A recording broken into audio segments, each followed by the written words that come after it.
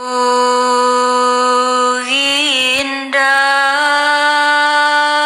dua belas gubahan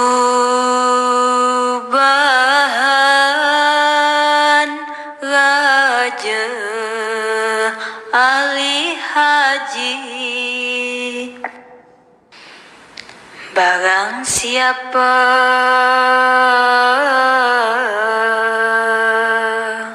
tiada memegang agama,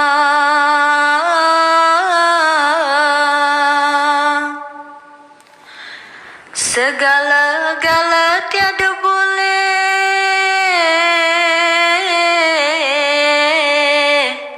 dibilangkan nama.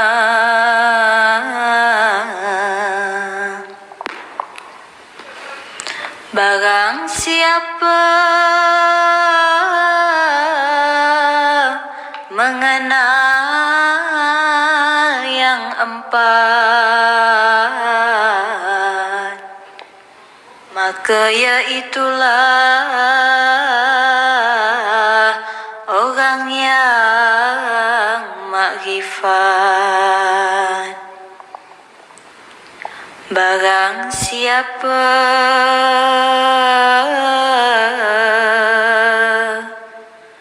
mengenal dunia,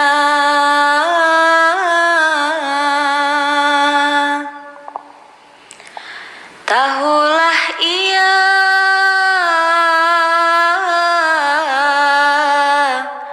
barang yang terpedaya. Assalamualaikum warahmatullahi wabarakatuh. Halo teman-teman semua, apa kabar kalian hari ini? Semoga di semester yang baru ini kalian semua masih dalam keadaan sehat walafiat. Amin. Ya teman-teman, kembali lagi dalam video pembelajaran bahasa Indonesia dan tentu saja masih bersama dengan Miss Vivi ya.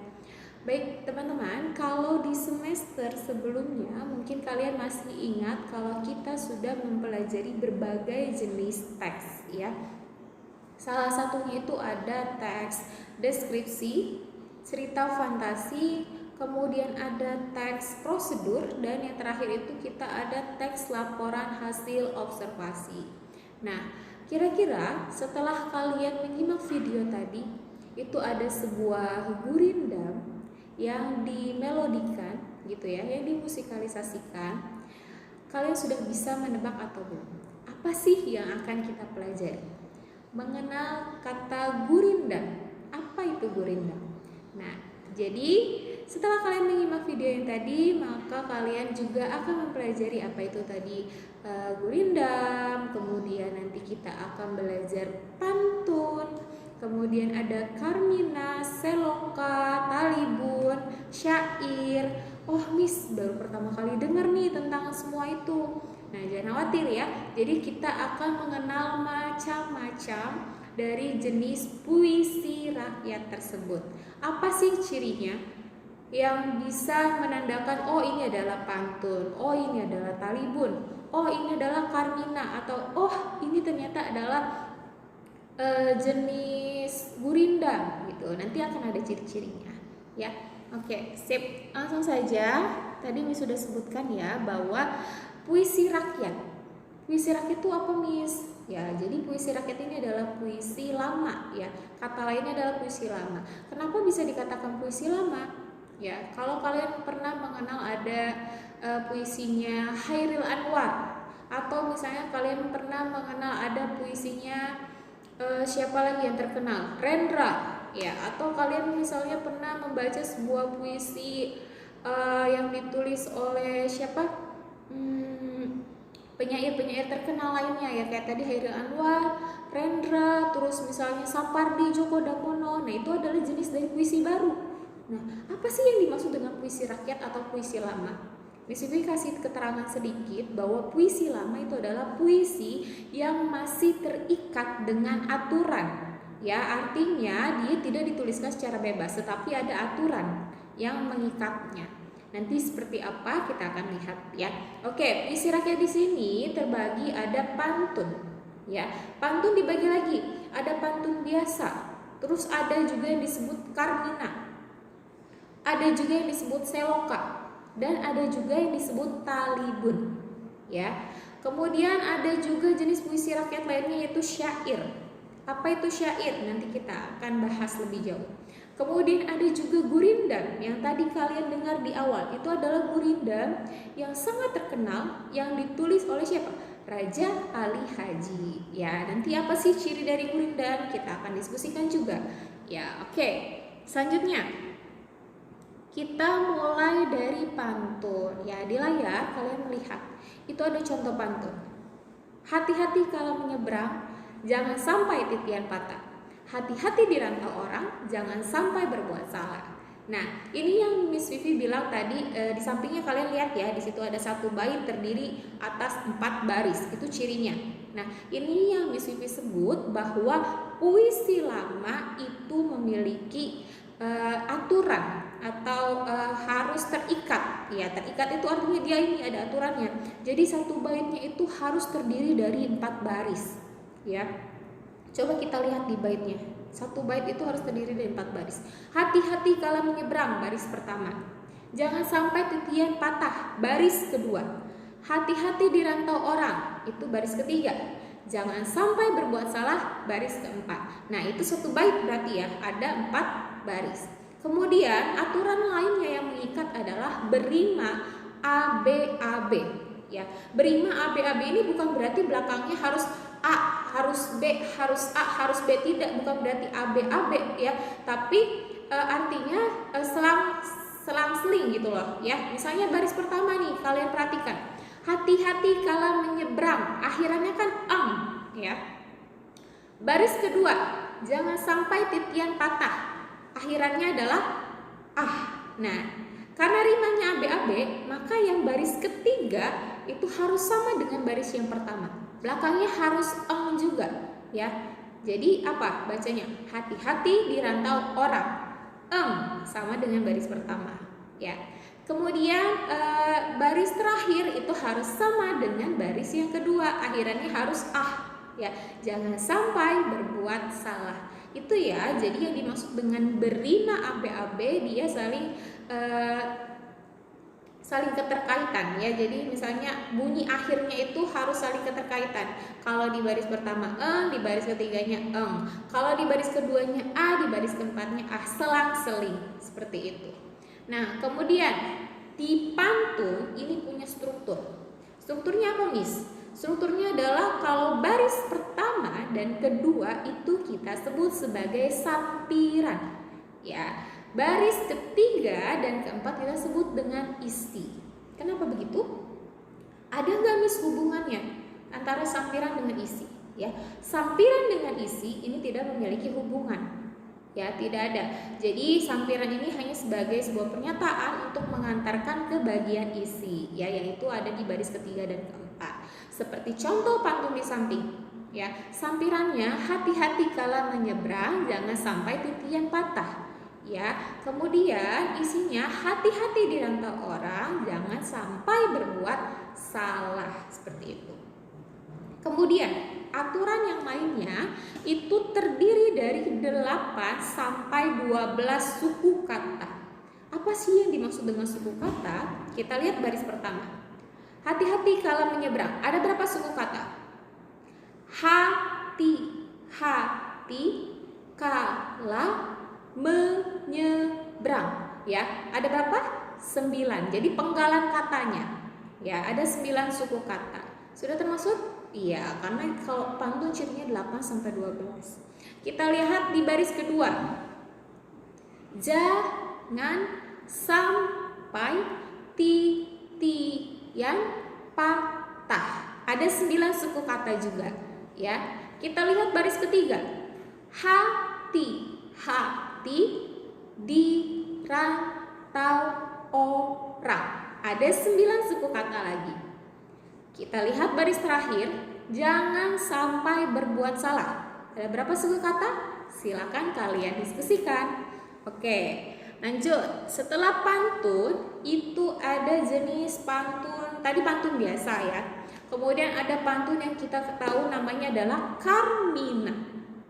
Carmina, bukan Carmila ya. Jadi Carmina itu apa bedanya dengan pantun biasa tadi? Ya, kalau Carmina ini adalah pantun yang hanya terdiri dari 2 baris satu baitnya ya.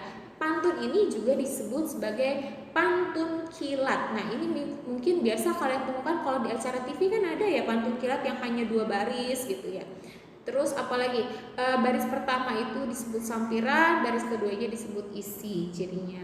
Rimanya apa? Rimanya AA, artinya bunyi akhiran di baris pertama dan kedua itu sama. Misalnya akhiran baris pertama A, berarti baris kedua akhirannya harus A ya.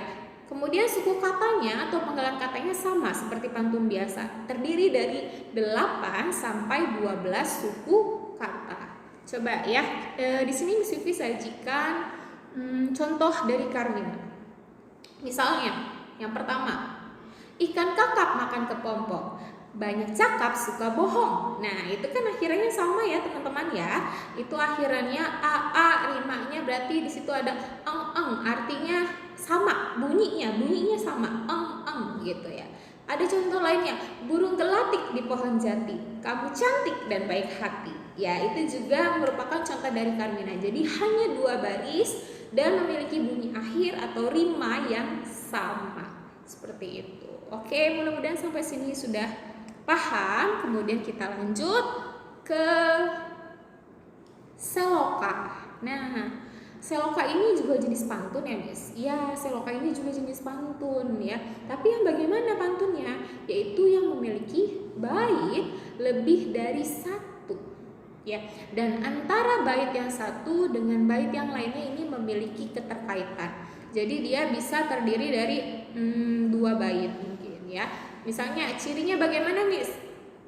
Cirinya yaitu baris kedua dan keempat pada bait pertama ini digunakan sebagai baris pertama dan ketiga di bait kedua. Gimana maksudnya? Aduh, bingung nih, Miss. Bahasanya sulit nih, Miss. Bahasanya rumit nih, Miss. Oke, nanti Miss akan kasih contohnya biar kalian lebih paham bagaimana maksudnya baris kedua dan keempat pada bait pertama ini digunakan sebagai baris pertama dan ketiga di bait kedua.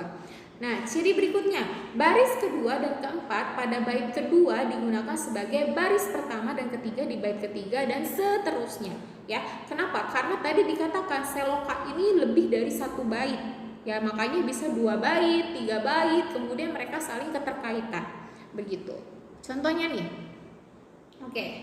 Ke pasar mencari sayur, beli bayam cukup seikat. Niat menjadi manusia jujur, kepercayaan mudah didapat. Beli bayam cukup seikat, masak jangan pakai merica. Kepercayaan mudah didapat, ketika berkata hindari dusta. Nah, di situ ada kalimat-kalimat yang Miss Vivi beri warna merah. Ya, itu keterkaitannya yang tadi dibilang. Jadi baris kedua, lihat baris keduanya dilihat, beli bayam cukup seikat. Itu harus ditaruh pada baris pertama di bait kedua. Ya, itu ada 2 bait ya puisinya ya. Nah, lihat, beli bayam cukup seikat itu sudah ditaruh di baris pertama pada bait kedua. Ya, kemudian lagi, kepercayaan mudah didapat. Baris keempat pada bait yang pertama itu dituliskan di baris ketiga pada bait kedua. Ya, jadi jelas ya di situ ya. Jadi harus saling keterkaitan. Kemudian ada jenis pantun lainnya ini ada talibun. Apa sih talibun? Talibun ini adalah satu jenis pantun yang apa? Jumlah barisnya itu lebih dari 4 baris. Kemudian setiap baitnya ini memiliki baris yang genap. Ya, misalnya cirinya jika satu baitnya misalnya berisi 6 baris, ya satu bait ada 6 baris nih kalian bikin. Maka 3 baris pertama itu kita sebut sebagai sampiran. Ya, pelan-pelan.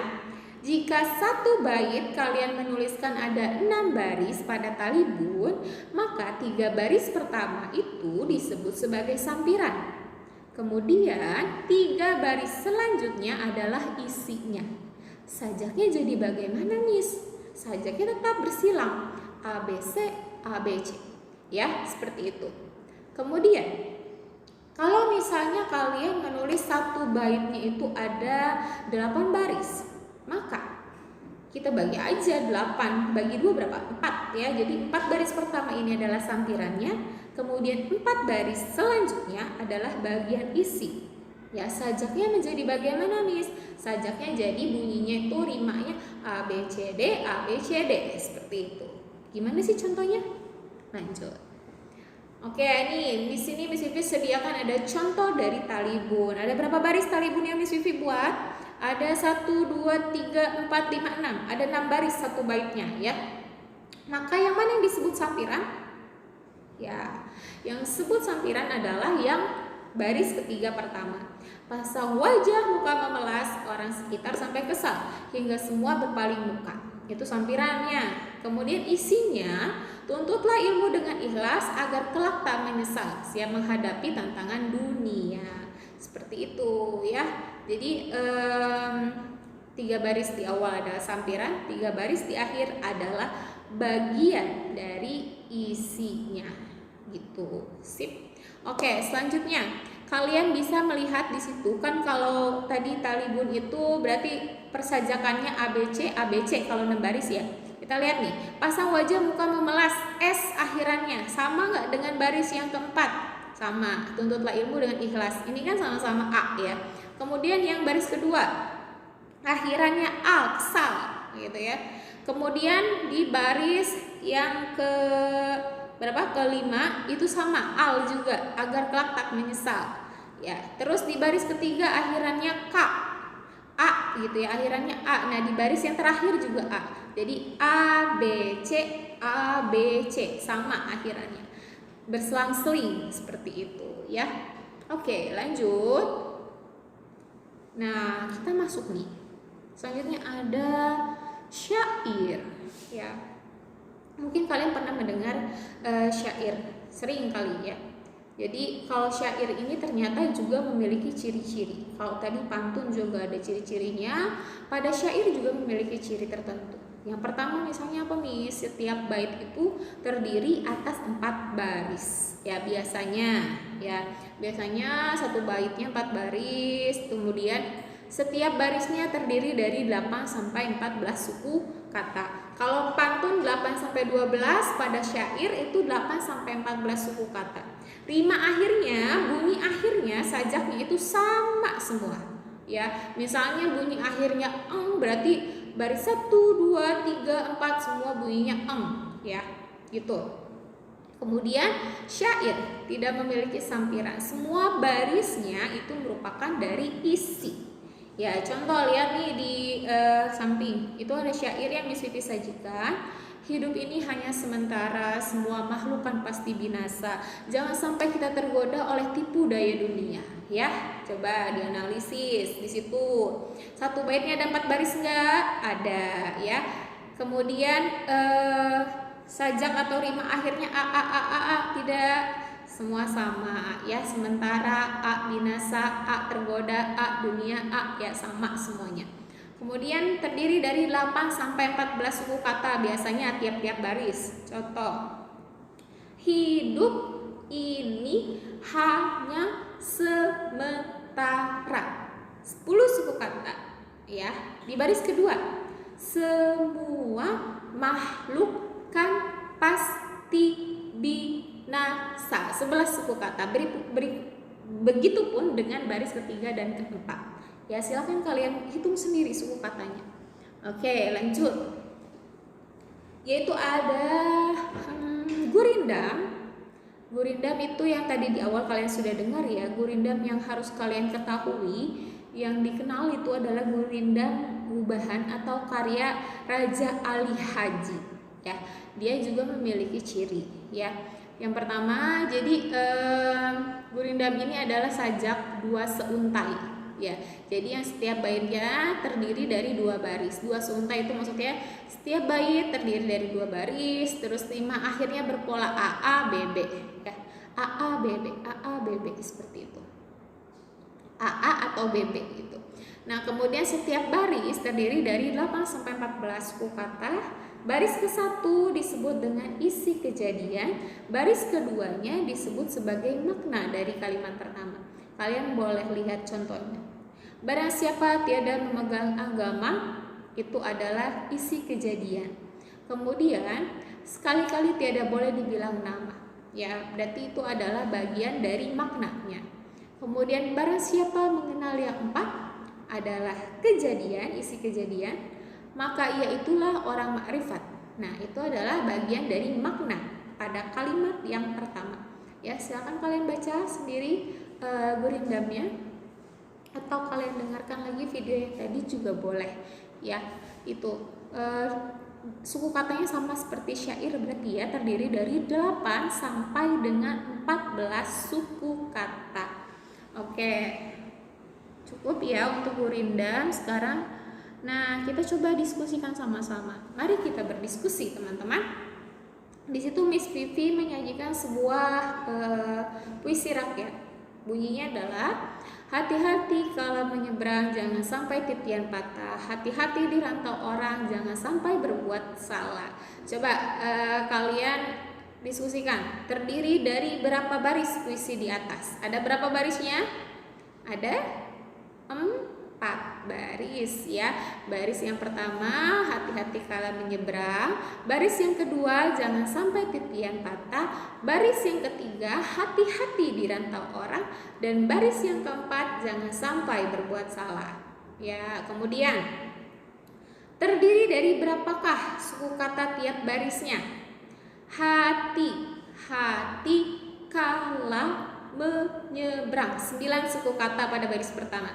Baris kedua, ketiga, keempat silakan kalian diskusikan sendiri, atau boleh diskusikan dengan teman kalian melalui WA group, boleh ya. Kemudian apakah isi dari puisi di atas? Maksudnya adalah mengandung pesan apa sih puisinya? Ya, kalau kita ingin melihat suatu pesan pada puisi, itu kita lihat bagian isinya. Tapi kita harus identifikasi dulu, ini jenis apa nih? Kalau jenis pantun berarti dia ada di bagian baris ketiga dan keempat isinya. Ya, ini adalah jenis pantun ya teman-teman ya. Karena kalau dilihat dari strukturnya, dia punya sampiran, dia punya isi, kemudian rima akhirnya itu ab-ab, eng ah ya itu. Jadi dia disebut sebagai pantun. Isinya yaitu hati-hati di rantau orang, jangan sampai berbuat salah. Artinya dimanapun kita, jika kita tidak ada di misalnya kalian pergi nih merantau kemana gitu ya, kemudian kalian harus bersikap baik. Artinya hati-hati di rantau orang, kita harus bersikap baik, harus menjaga adat istiadat yang berlaku di situ supaya kita tidak berbuat salah. Seperti itu adalah isi dari puisinya. Ya, peringatan supaya kita tetap berperilaku baik dimanapun kita berada. Terlebih lagi jika kita berada di tempat orang lain, seperti itu. Kemudian, nah di sini Miss Vivi menyediakan 2 buah puisi. Ya, ada puisi yang pertama dan puisi kedua. Silakan kalian baca puisi yang pertama. Asam kandis, asam gelugur. Kedua asam, siang riang. Menangis mayat di dalam kubur, teringat badan tidak sembahyang. Itu puisi yang pertama. Kemudian puisi yang kedua. Barang siapa meninggalkan sembahyang, seperti rumah tiada bertiang. Barang siapa meninggalkan zakat, tiadalah hartanya beroleh berkat. Nah, tugasnya kalian lihat di situ, setelah membaca puisi rakyat tersebut, kalian bisa menentukan jenis puisi rakyat apakah kedua puisi di atas. Sertakan alasan kalian. Misalnya kalian jawab itu adalah jenis gurindam, berarti kalian sertakan kenapa kok bisa gurindam. Ya, kalian misalnya menjawab itu talibun, sertakan juga alasannya kenapa kalian menjawab talibun. Ya. Kemudian analisis isi dan ciri puisi rakyat yang dimiliki kedua puisi di atas. Gitu ya. Jadi pertanyaan nomor 2 ini terkait dengan pertanyaan nomor 1. Alasannya itu ya bisa kita muakan dari ciri-ciri yang terlihat. Kalian tidak perlu menjawabnya di buku latihan, kalian jawab di kolom komentar ya. Berikan nama serta kelas. Nanti Miss Vivi akan koreksi hasil pekerjaan kalian di kolom komentar YouTube. Jadi silakan dibaca puisinya, kemudian tentukan soal nomor 1 dan nomor 2 jawabannya apa. Ya, semoga kalian sudah paham. Dan kalau ada pertanyaan atau hal-hal yang masih belum kalian pahami, silakan kalian boleh tanyakan nanti ketika kita melakukan Google Meet. Oke? Terima kasih teman-teman sudah mengikuti pembelajaran ini sampai dengan akhir. Semoga kalian sehat selalu. Dan Miss Vivi tutup dan akhiri. Assalamualaikum warahmatullahi wabarakatuh. Sampai ketemu di video-video berikutnya.